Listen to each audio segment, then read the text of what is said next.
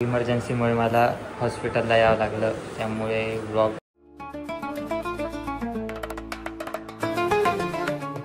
Good morning everyone. तर माझी आजच्या दिवसाची सुरुवात झालेली आहे आणि सुरुवातीलाच मला सकाळ सकाळी क्लायंट मीटिंगला बसावं लागलं. आता क्लायंट मीटिंग सुरूच होती तोपर्यंत आता ब्रेक झालेला आहे क्लायंट मीटिंगमध्ये, म्हणून मी आता ब्लॉग करायला घेतला. आता बघतो माझ्या आजच्या दिवसभरात काय होतं. मी आंघोळ सुद्धा केलेली नाही आहे, तसंच उठल्या उठल्या मला पीसीवर बसावं लागलेलं आहे. This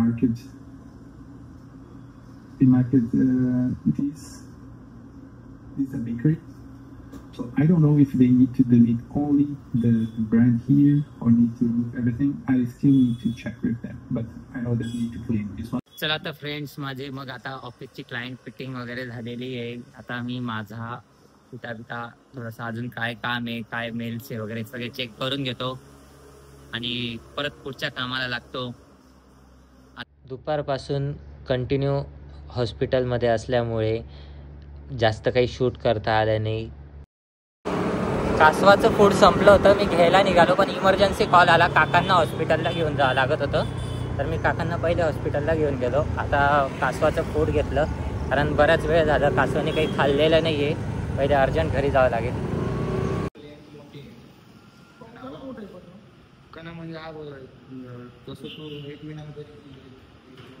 तर तुम्ही दोघं संजू राठोडची भाषा वापरताय, असं आहे का?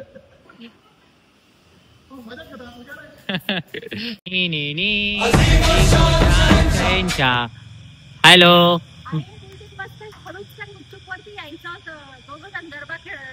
अरे यार मिस केलं मी ते. परत मी काहीच बघितलं नाही. परत वरती जा बरं. या या या या बसा आमच्या बोकांडी.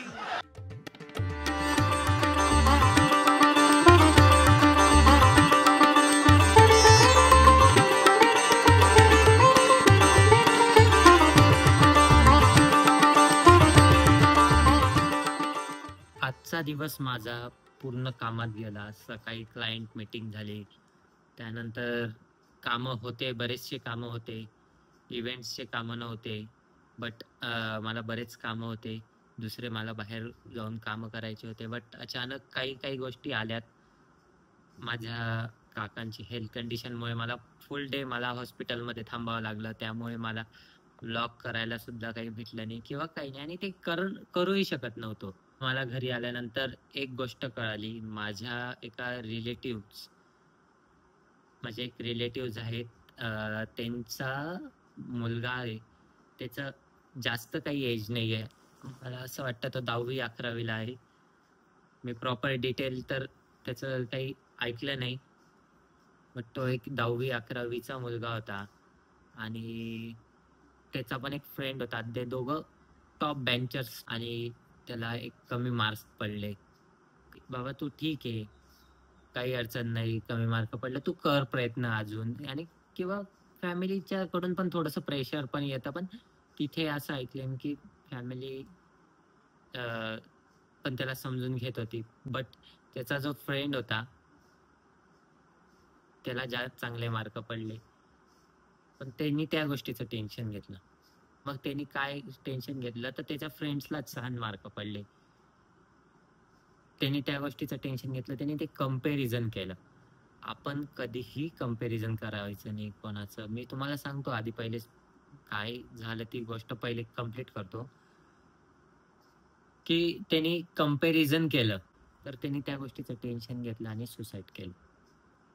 एकदम शॉकिंग. मी बघितलंय त्याला 1-2 माझ्या वेडिंग म्हणजे फॅमिली फंक्शन्समध्ये, वेडिंग फंक्शन्समध्ये मी त्याला भेटलेलो सुद्धा आहे त्या मुलाला. तर गोष्ट ऐकून मला खूप शॉकिंग वाटली की अरे हा, आणि एवढा लहान मुलगा असं करू शकतो. खूप शॉकिंग गोष्ट होती ती. कोणाला अगोदर मिळतं, कोणाला नंतर मिळतं, कोणाला मिळून जातं, म्हणजे मिळालेलं असतं आणि ते नाहीसं होतं, आणि कोणाला काहीच नसतं पण अचानक मिळतं. तर मग कंपॅरिझन का करावं? आपल्या नशिबाची प्रोसेस. 2 सख्या भावांची लाईफस्टाईल सेम नसते, तर आपण इतरांशी का करावी? पॉइंट आहे हा. तर आपल्या लाईफमध्ये आपल्याला जे मिळालंय त्याच्यामध्ये आनंदी राहून एक्सप्लोर करायचं ना. आपण मेहनत करतोय, आपल्या मेहनतीवर विश्वास ठेवा. असं तर नाही ना, आपण करतोय, येईल. आज नाही, उद्या येईल. प्रत्येकाच्या सक्सेसचा रेशो खूप वेगळा असतो. तर कंपॅरिझन नसावं. मी एक ऐकलं होतं, रील बघताना ऐकलं होतं का कुठेतरी मी ऐकलं होतं, श्रीकृष्णाबद्दल ऐकलं होतं ही गोष्ट. मी तुम्हाला ती शेअर करतो.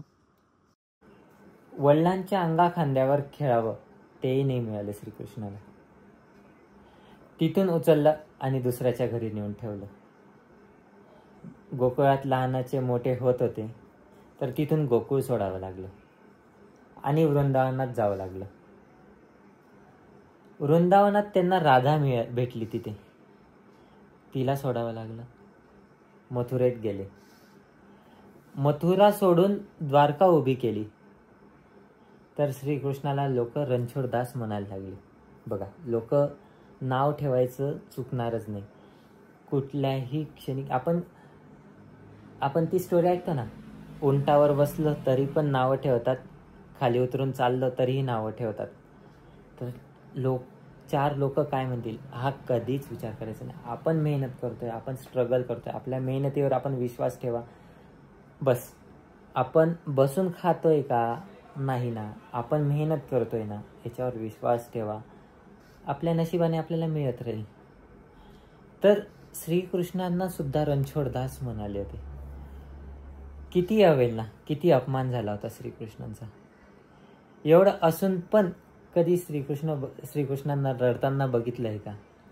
श्रीकृष्ण कधी म्हटले का गोकुळ गेलं, मथुरा गेली, राधा गेली, द्वारका बुडाली, आता जगण्यात काही अर्थच राहिला नाही.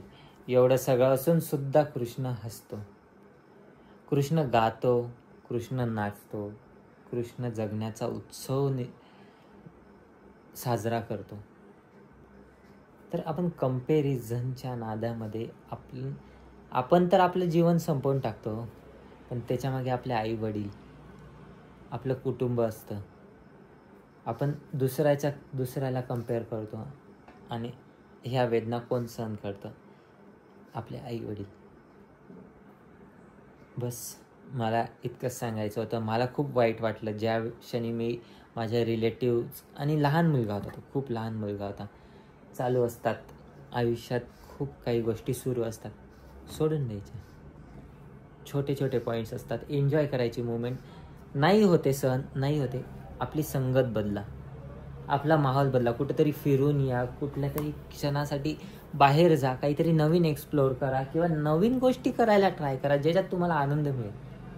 का हा डिसिजन घ्यायचा, काय ह्या गोष्टी करायच्या? मी माझ्या पद्धतीने सांगायचा प्रयत्न केला. मला सांगावं असं वाटलं, आज का अचानक असं बोलला, आज कसं काय एवढी फिलॉसॉफी, काही कंटेंट मिळाला नाही म्हणून व्हिडिओ एक्सटेंड करायचा प्रयत्न केला का? तसं काही नाही आहे. मला ह्या गोष्टी ऐकल्यानंतर खूप मनातून सांगावं असं वाटलं. मीही मेहनत करत असतो, मला पण खूप अप अँड डाऊन्स येत असतात, पण नाही, नवीन नवीन गोष्टीमध्ये असतो.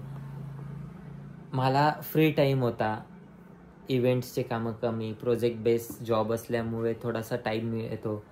स्विगी क्लाउड किचन चालू केलं, कुठं ना कुठं बिझी असतो.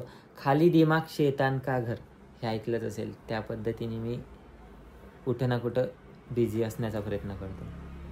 चला, खूप झाली फिलॉसॉफी. भेटूया उद्याच्या व्लॉगमध्ये. तोपर्यंत लाईक करा, सबस्क्राईब करा, शेअर करा. आपण नवीन नवीन कंटेंट बघत राहू, आपण नवीन नवीन गोष्टी एक्सप्लोअर करत राहू. अजून खूप छान छान गोष्टी येणार आहे. तोपर्यंत बाय बाय.